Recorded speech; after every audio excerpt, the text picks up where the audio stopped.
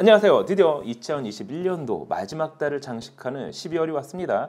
이쯤 되면 머릿속으로 나만을 위한 선물 하나 정도는 그려보게 되는데요. 하지만 아직까지도 가격이 높은 그래픽카드 때문에 PC 조립은 남일만 같습니다. 그래서 오늘은 데스크톱 PC를 대신할 수 있는 노트북 중 최상위 모델을 준비해봤습니다. 4K 해상도 OLED 디스플레이와 11세대 인텔 코어 i9 11900H 프로세서 그리고 RTX 3080의 조합. 오늘은 보기만 해도 흐뭇해진다는 MSI 크리에이터 노트북에 대해서 확인을 해보도록 하겠습니다. 12월 첫 번째 노트북 소식 궁금하시죠? 그럼 지금부터 같이 한번 확인해보시죠. 고고고! 자, 오늘은 앞서 설명해드린 MSI에서 출시한 크리에이터 15A11UH 노트북을 준비해봤습니다. 일단 디자인부터 확인해보도록 할까요? MSI 특유의 각진 디자인, 거기에 소재는 무광 알루미늄을 사용해 고급스러움을 더했습니다. 특히 알루미늄의 샌드블라스트 마감을 통해 차갑고 단단한 알루미늄 특유의 질감을 잘 살렸는데요. 하판에는 원활한 흡기를 위해 촘촘한 공기홀이 자리하고 있어 공기 흐름이 원활할 수 있도록 설계를 했습니다. 전체적인 사이즈는 358.3mm, 248mm, 그리고 두께는 19.8mm, 무게는 약 2.1kg으로 이 정도 스펙의 게이밍 노트북과 비교한다면 상당히 슬림하고 가볍게 제작됐습니다. 특히 이번 노트북은 최근 대세로 자리 잡고 있는 OLED 패널이 사용이 됐는데요. 사이즈는 15.6인치, 해상도는 4K 해상도를 지원할 뿐만 아니라 좌우 4.9mm의 슬림 베젤, 최대 500니트의 피크 밝기와 DCI P3 세격 100%를 지원하고 있어 크리에이터 노트북의 이름답게 각종 영상 및 그래픽 작업을 하기에 부족함이 없었습니다. 화면 비율은 전통적인 16:9, 거기에 1ms의 응답 속도와 100만 대 1의 명암비, 배사 HDR 500 인증을 통해 HDR10 규격의 영상 콘텐츠를 감상하기에도 훌륭했는데요. 육안으로 보는 색상의 수치를 표현하는 델타 E 값이 2 미만으로 상당히 정확한 색감을 구현한다는 점도 큰 장점이었습니다. 당연히 공장 출하 전 칼면사의 캘리브레이션을 적용해 색 정확도를 높였습니다. 확실히 프로들이 주로 사용하는 디자이너 노트북에 어울리는 구성이라 할 수가 있는데요. 거기에 스피커는 나이믹 오디오 튜닝 기술이 적용된 2W 출력의 다인오디오 스피커가 탑재되어 있어 영상을 감상하기에도 괜찮았습니다. 그럼 OLED 4K 해상도를 지원하는 이번 노트북의 심장은 어떤 게 탑재가 됐을까요? 8코어 16스레드의 11세대 인텔 코어 i9 11900H 프로세서로 상위 모델이 탑재됐습니다. 실제 프로세서의 성능을 확인할 수 있는 시네벤치 R23으로 직접 테스트해본 결과 멀티코어 점수는 11630점, 싱글코어 점수는 1477점을 보여줬습니다. 고사양 프로세서인 만큼 확실히 높은 퍼포먼스를 보여줬는데요. 거기에 램은 하이닉스사의 3200MHz를 지원하는 16GB 듀얼 채널, 즉 32GB로 구성됐습니다.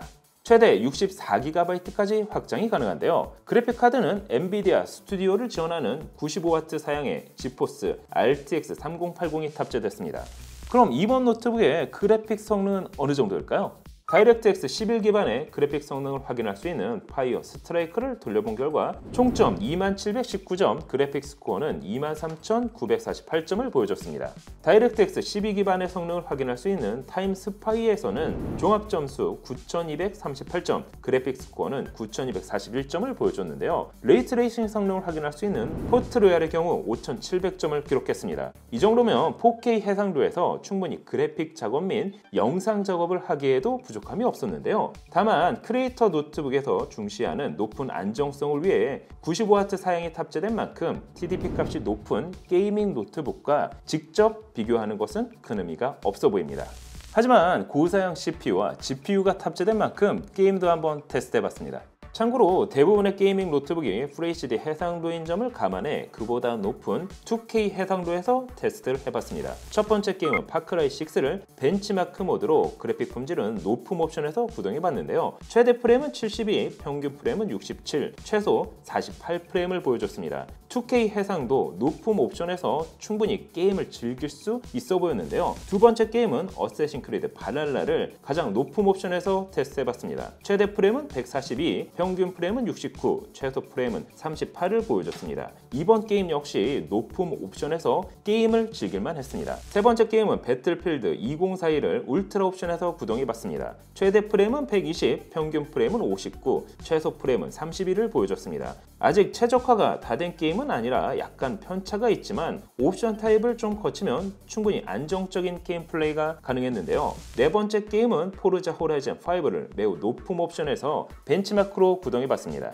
최대 프레임은 72, 평균 프레임은 60, 최소 프레임은 52를 보여줬습니다. 이 정도면 2K 해상도에서 충분히 게임을 즐길 수 있어 보였는데요. 마지막 게임은 콜 오브 듀티 뱅가드를 4K 해상도 울트라 옵션에서 멀티플레이로 테스트를 해봤습니다. 최상위 옵션 기준 최대 프레임은 119, 평균 프레임은 66, 최소 프레임은 35프레임 정도를 보여줬습니다. 이 정도면 이번 게임은 4K 해상도에서도 충분히 게임을 즐길만 했는데요.